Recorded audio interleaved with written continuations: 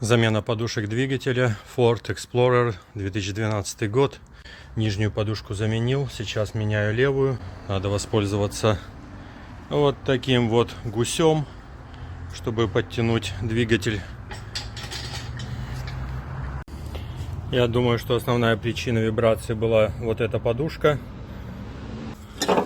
По ней прям видно, что она устала очень сильно. Просто порвалась. Новенькая, это тоже хорошо помытая, старенькая. Но это с 17 года автомобиля, более свежая.